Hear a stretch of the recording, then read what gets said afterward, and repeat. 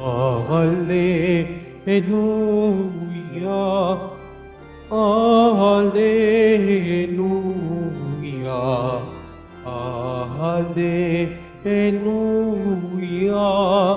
Alleluia.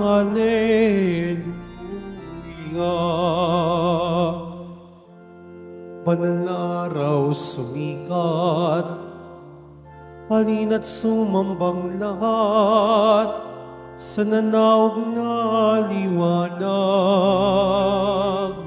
Alleluia, Alleluia, Alleluia,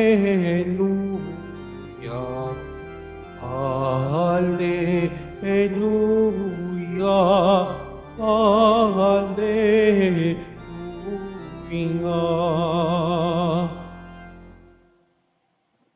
Sumainyo ang Panginoon. At sumayo rin. Ang mabuting balita ng Panginoon ayon kay San Lucas. Papuri sa iyo, Panginoon. Noong panahong iyon, naroon sa templo ang isang propetang babae na ang pangalan ay Ana, anak ni Fanuel na mula sa lipi ni Aser.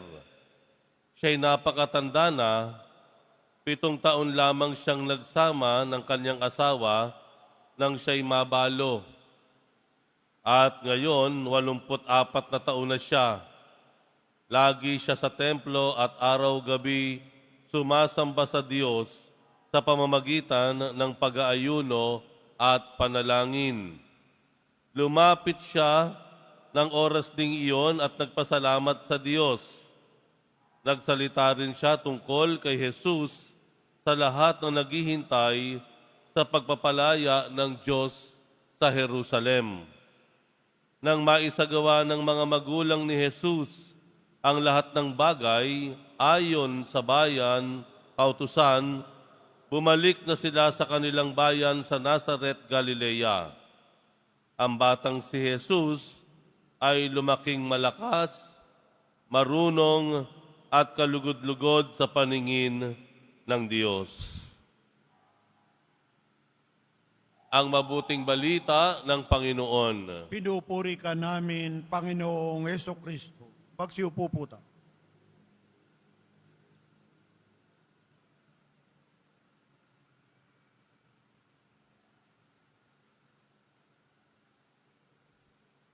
Marahil sa punto pong ito ay iniisip na po natin kung ano ang magiging bagong taon natin. Magpapalit na po ang taon at marahil nagtatanong tayo, ano nga ba ang mga prioridad ko? Ano nga dapat bang pahalagahan? Ano nga ba dapat aking adhikain o hangarin sa darating na bagong taon? Ang Ebanghelyo po ay nagmumungkahi po sa atin ng 3 bagay. 3 bagay na marahil ay pwede nating pagtuunan ng pansin.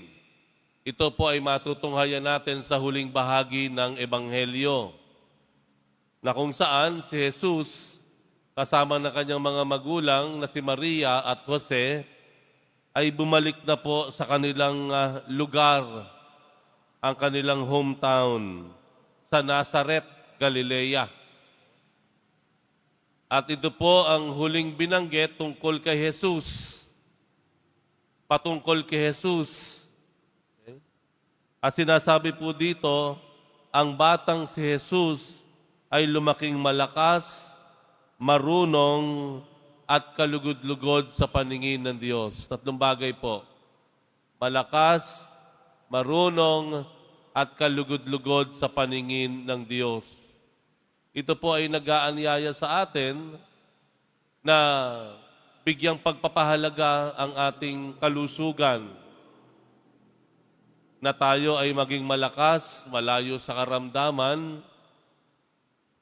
Pangalawa, ito ay nag-aanyaya sa atin para mag-aral, matuto, mapagtanto natin yung mga isinasaad sa ating pananampalataya halimbawa o sa katotohanan sa mga nangyayari sa ating kapaligiran.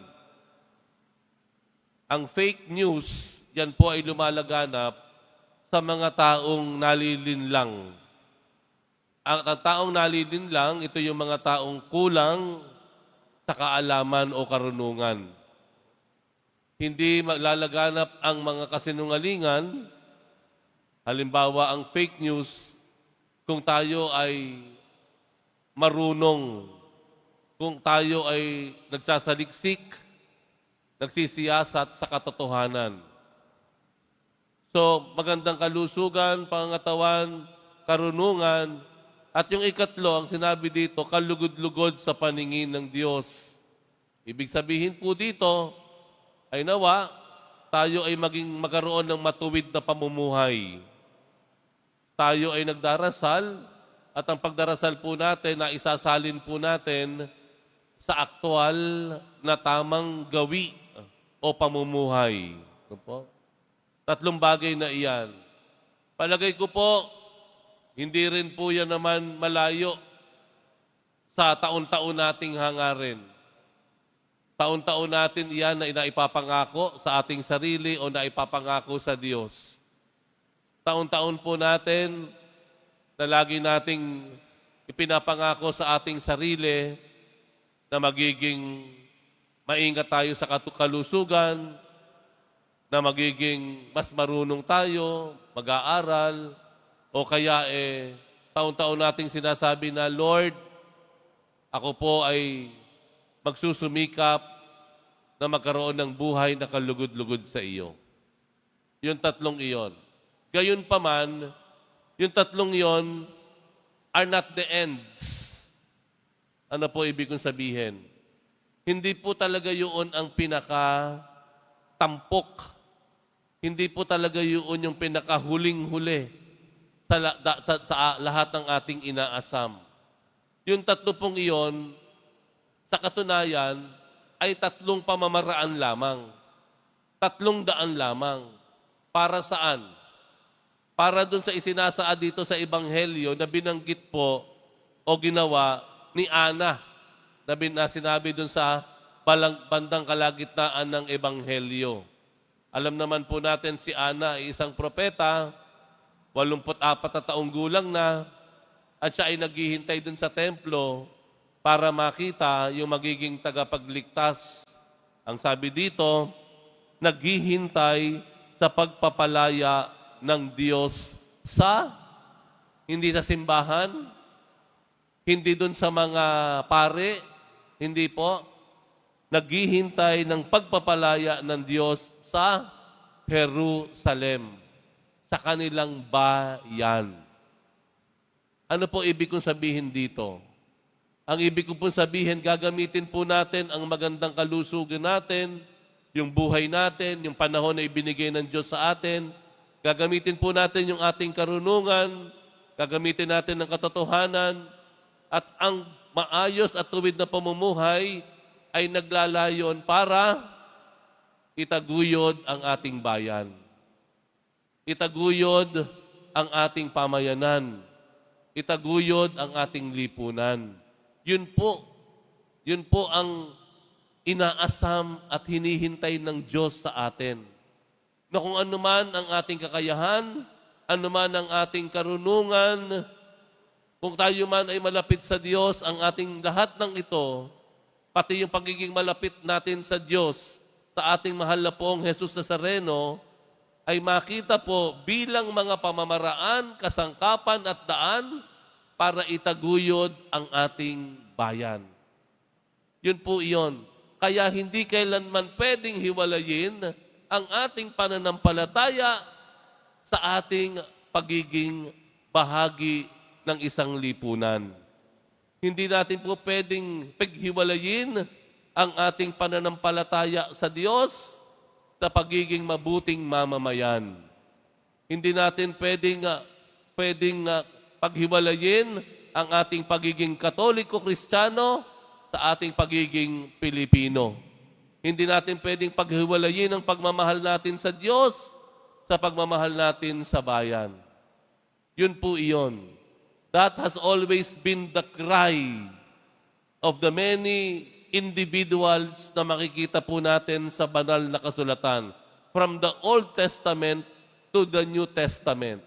Ang hangarin ng mga pinili, tinawag ng Diyos ay magkaroon ng kalayaan ang kanilang bayan, ang kanilang lipunan. Tama-tama po sa araw na ito, inaalala natin ang ating pambansan bayani na si Jose Rizal.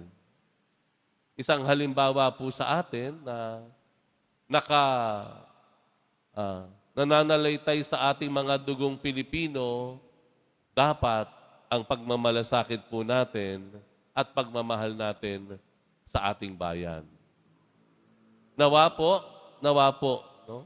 Umangat at tumaas ang antas ng ating pagkaunawa sa ating buhay Kristiyano. Sana po ang ating pananampalataya, ang pagiging alagad ng Diyos, ang ating pagiging deboto sa Nazareno, hindi lamang po nakukulong sa loob ng simbahan ng Quiapo. Sana hindi ito nagtatapos sa traslasyon. Hindi ito nagtatapos sa January 9. Hindi ito natatapos sa mga panyong inihahagis. Hindi ito nagtatapos sa paghipo sa mga imahe dito sa Quiapo. Hindi ito nagtatapos sa pagluhod natin sa aisle, sa center aisle ng simbahan ng Quiapo na naglalakad tayo ng paluhod. Sana po hindi ito nagtatapos sa ating lingguhang debosyon ng pagbibisita sa Nazareno tuwing araw ng Biyernes. Sana hindi po natatapos ito sa lahat ng mga ito. Sapagkat kung titingnan natin yung Ebanghelyo, ang ating magandang kalusugan, ang ating karunungan, ang ating debosyon, ang ating buhay Kristiyano, dapat ito ay patungkol para itaguyod ang isang mas makatarungan at maayos, mapayapa at maunlad na lipunan at bayan.